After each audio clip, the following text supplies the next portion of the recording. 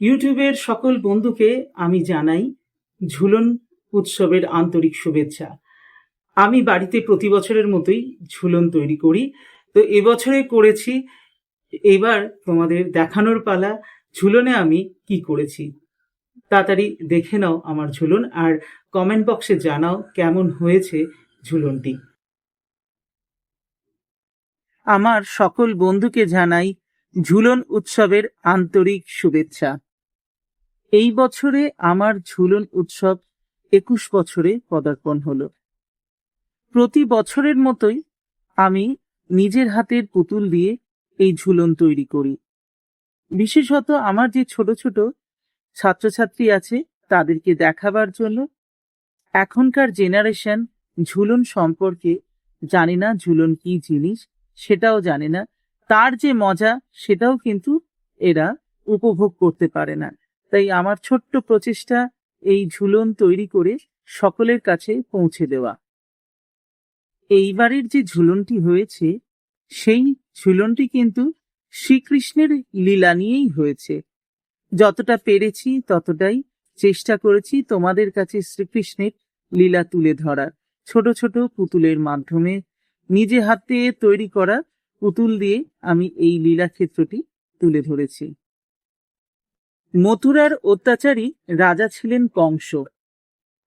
কংসের অত্যাচারের হাত থেকে মথুরাবাসী পিতা বাসুদেব ও মাতা দেবকীকে মুক্তি দেওয়ার জন্য কৃষ্ণপক্ষের অষ্টমী তিথিতে ঝড় জলের রাতে ভগবান শ্রীকৃষ্ণের জন্ম হয়। অত্যাচারী মামা কংসের হাত থেকে শ্রীকৃষ্ণকে বাঁচাবার জন্য ঝড় জলের রাতে যমুনা নদী পার হয়ে বাসুদেব কৃষ্ণকে পৌঁছে দেন নন্দরাজার আলয়ে। শ্রীকৃষ্ণের জন্মের আনন্দে নন্দরাজার আলয়ে চলে নন্দ উৎসব।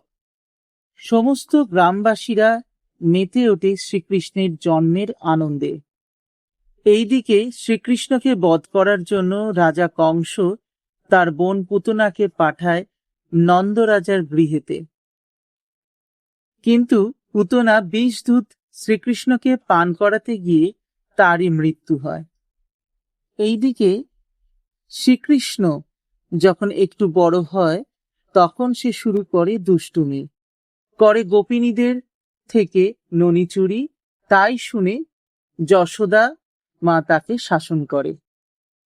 আবার সে এতই দুষ্টু, যমুনাতে স্নান করতে যাওয়া গোপিনীদের বস্ত্র চুরি করে কদম গাছেতে লুকিয়ে রাখত ও তার বাঁশির সুরে সেই গোপিনীদের আবার মোহিত করে রাখতেন। ইন্দ্রদেব রুষ্ট হয়ে মথুরাতে প্রবল ঝড় বৃষ্টি দেয়। তার হাত থেকে মথুরাবাসীকে বাঁচানোর জন্য গোবর্ধন পর্বত কড়ি আঙুলে তুলে গ্রামবাসীকে আশ্রয় দেয়। আবারও তিনি শ্রী রাধিকা ও সখীদের নিয়ে লীলা করেন। শ্রীকৃষ্ণের লীলা নিয়ে ছোট্ট আমার এই ঝুলন কেমন হয়েছে অতি অবশ্যই জানিও কিন্তু।